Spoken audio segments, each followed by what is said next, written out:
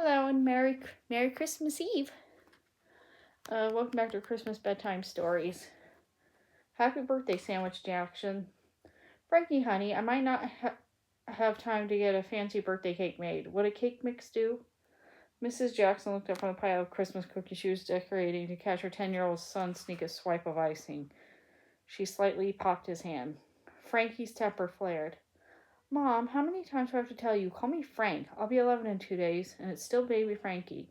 And no, a cake mix is not okay. I'm sick and tired of getting squeezed out of a decent birthday just because I happen to be born on December 25th. I never have my own party. Most of my relatives just get one gift and let it count for my birthday and Christmas. Now you don't want to bake a cake. I hate having a Christmas birthday. I just hate it. Mrs. Jackson put down the icing tube and glared at her son for a long minute. Young man, that's a mighty ugly talk just 2 days before Christmas. March yourself up to the attic right now and calm down. While you're up there, I need you to look for the tree angel. The girls have gotten most of the ornaments down, but they couldn't find the angel we always put on top of the tree. Frankie shuffled out of the kitchen and opened the door to the attic. He stepped on the bottom step to look into the living room where his three sisters were busy decorating the Jackson family Christmas tree. June and Jean were twins 2 years older than Frankie, and Emily was 4. The three girls hung shiny balls on the tree as a holiday music sang softly from the stereo. Hey, Frankie, we got tired waiting for you. You're too late now, June called to her brother. Jean chimed in. Frankie, Mom says you have to get the angel down from the attic. For once in your life, would you please try to make it snappy? Great, Frankie muttered. They done all the fun parts without me. I get squeezed out of everything around here. I'm stuck with a Christmas birthday, and I'm stuck with 2 hog sisters. Everything around here thinks I'm just a stupid sandwich. Sandwich Jackson, that's me. He slammed the door and trudged up the steps. Frankie played in the old trunks for a while, trying on the weird hats and jackets that smelled of mothballs. Hello there, Sandwich Jackson, sir, he said, saluting himself with a dusty mirror. With his finger, he reached up and wrote his new name in the ducks. Frank Sandwich Jackson. He sighed. It really was hard having a Christmas birthday. Everyone else got 2 special times a year. He only got 1. It just wasn't fair. Frankie finally decided to look for the tree angel. He rummaged through the boxes containing the old shoes, buttons, and snapping shots. He found the tea set June and Jean had when they were little and put it by the steps to take downstairs for little Emily. At last, climbing over 10 years' worth of National Geographic, he found the box labeled Angel shoved into a tight corner under the roof. The box was crumpled and one corner had been crushed. Frankie pulled off the lid to see if the ornaments were all right. The paint on the angel's faded face had chipped and one wing had broken in the box. Poor old thing, Frankie thought. Some Christmas angel you are. You've been squeezing that tight box too long. A quick little smile crossed his face. Hey, you're a sandwich angel, just like me, Sandwich Jackson. Memories of the crosswords he had spoken downstairs to his mother returned. Well, it's not fair, he said out loud, looking down at the angel. I wish I could just have a regular birthday, not a Christmas birthday. For once I'd like to be a normal birthday. Frankie Bang looked hard at the broken old angel's hands. Had he seen slight movement in the box? What was that lingering in the chilly air? Was it the faintest echo of a tiny laugh? He shook his head to clear out the confusing thoughts. You've seen too many Christmas movies, sandwich old boy, he told himself. Mrs. Jackson's voice reached up to the attic steps. Frankie, are you up there? Come down, please, honey. I need to ask you a very important question. A very important question? Maybe his mom wasn't mad anymore. Frankie ran downstairs, leaving the angel behind in the attic. What is it, Mom? I was wondering, sweetie, what kind of cake you like for your birthday? Mocha walnut fudge or pineapple supreme with cherry coconut icing? I thought you were just going to make Frankie stopped in mid-sentence and looked around. Something was wrong. Where were the Christmas cookies that Mother had been making? No messy bowls, no icing tubes, no red and green sprinkles were anywhere to be seen. Frankie hadn't gone long enough for his own to clean up so fast. Say, Mom, where are all those cookies you were baking? Cookies? I haven't made cookies lately, his mother said. I was just planning your Christmas dinner, your birthday dinner. What kind of cake do you want?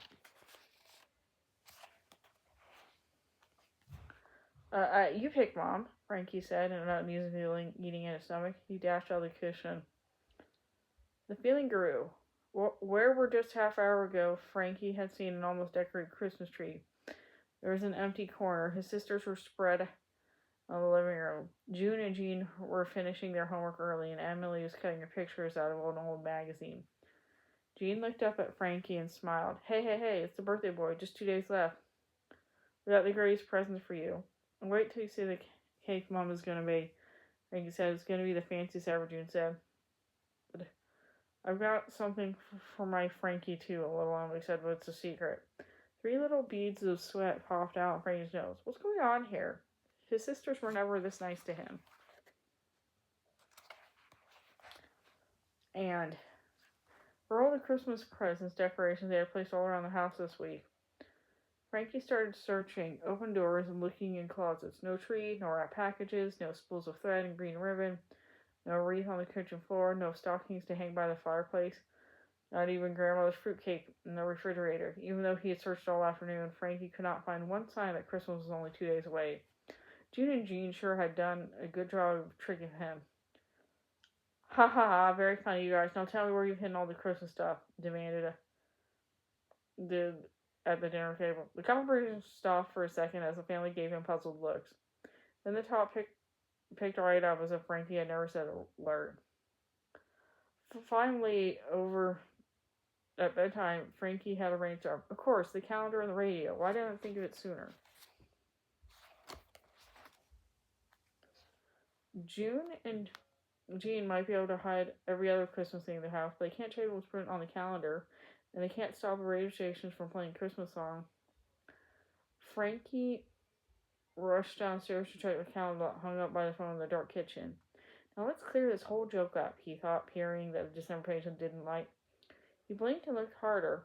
What? He rubbed his eyes and looked again. There it was, the square labeled December 25th. No matter how hard Frankie looked, he couldn't see any trace of little red letters spelling out Christmas.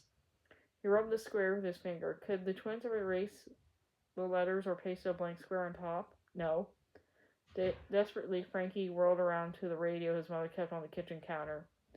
He flicked it on and began twisting the dial madly. Please, he thought. Let's just hear one note of Silver Rose or White Christmas. Frankie, is that you? What's the matter, son? Frank's dad walked into the kitchen, he said, on top of the refrigerator. Frankie gulped. Dad, I'm confused. What happens in 2 days? Frankie's father started laughing. What's the matter? Are you afraid I'm going to forget your birthday? No way, pal. And he slapped his son on the shoulder on the way out of the door with a glass of milk. Even though he had tossed and turned all night, Frankie woke up early. It was Christmas Eve, and he had an idea. A crazy one, but something he had to try. He sprinted through the kitchen on his way to the attic door. You're frisky this morning, his mother noticed as she scrambled the eggs for breakfast. Ready for the big 11 tomorrow? She didn't mention today that today was Christmas Eve. Frankie was already taking the steps to the attic 2 at a time and just rushed to get up there and find the angel. All night he thought over the strange afternoon, how everything Christmas had disappeared when he found the old angel. It's crazy, he thought to himself, but I'll try anything. It's Christmas Eve, for Pete's sake. I'm going to find that angel and make a wish and get Christmas back for tomorrow. By lunchtime, the attic was topsy-turvy. Frankie's face was filthy, and he rammed a splinter under his big thumbnail. No angel, no combo box, no sign that had ever been opened in the attic. At this point, Frankie was frantic. What should he do? No one else in the family seemed to know that suddenly there was no Christmas. All he could talk about was his birthday coming tomorrow. He hopped on his bike and pedaled wildly down the street. The Walters had a wreath on their door, and he could see a Christmas tree in the window at the Greenbergs. The mailman was delivering packages calling down the street, and old Mrs. Maynard called out, "Merry Christmas, Sonny," as he zoomed by. So it really was Christmas Eve. And tomorrow really was Christmas. Only at his house had Christmas disappeared into some black hole. Frankie raced home to determine to fix things. He spent the evening locked back in his room wishing Christmas was back. He tried every magic word he heard. Abracadabra, open sesame, eeny meeny miny mo. I wish, I wish, I wish. Frankie wrote down promises. Just make tomorrow Christmas, and I'll never complain about our Christmas birthday again. I'll never listen to June and Jean's phone calls. I'll keep my room really, really clean. I'll eat Mom's broccoli casserole. He filled up a whole notebook, but nothing changed. Today is Christmas Eve, he thought miserably. We didn't go to a candlelight service. We didn't eat our special midnight snack. Dad didn't read 'Twas the Night, and we didn't hang up our stockings. What have I done? Oh, what have I done? He cried himself to sleep. December 25th dawned bright and clear. Frankie could tell, even with his eyes closed. He was afraid to open them. Let there be a tree, he pleaded silently. Oh, let there be stockings and presents. Oh, let it be Christmas. But what it was just his birthday. First thing he saw when he opened his eyes was a sign that June and Jean had hung in his room at night. Happy 11th birthday, Frank, it read in crazy neon letters. He went to the kitchen for breakfast. Remarkably, the family was acting normal, just like any other day. His mom and dad hugged him and said happy birthday. Emily gave him a sticky oatmeal kiss. No one mentioned Christmas. Mom, Dad, I'm sorry, Franklin cried silently. Don't you know it's Christmas? Don't you realize what you're missing? He looked at his sisters. Emily, how could I have wished your Christmas away? June, Jean, what have I done to you? I'm so sorry. Time for birthday presents, the twins announced with a grin, bringing in an arm's load of brightly wrapped packages. They were the best birthday presents ever. A remote control from his parents, a boom box from the twins, basketball shoes from his mother, and a Louisville slug rack from his cousins. But Frankie was miserable. Nothing could make up for no Christmas. Hey, you forgot to open my present. Emily shoved a wrinkled brown lunch bag in front of her brother. A yellow feather had been stuck on the top of the bag, about 10 staples and 3 ducts of tape. Another one of Emily's famous junk presents, Frankie chuckled. I found you something beautiful up in the attic, Emily said.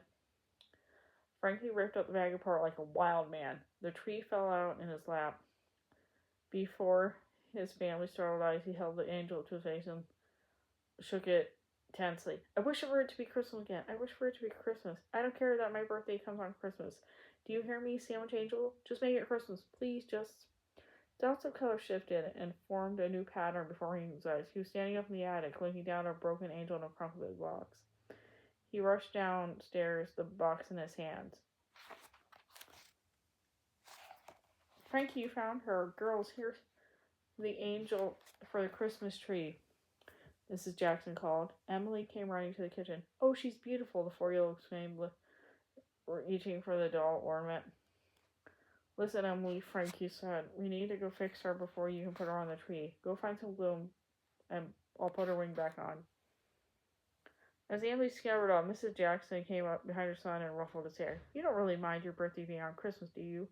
No, I guess not. It really makes special to have Christmas and birthday all sandwiched in together. A tiny ting, like the sound of a little golden bell, came from the angel box. Did you hear that? Mrs. Jackson asked. What else is in that box? And she reached for the angel. Frankie just grinned. Merry Christmas and happy birthday to us and Sandwich Angel, he thought, handing over the box. And that is the end of that story. Thanks for listening. Merry Christmas Eve.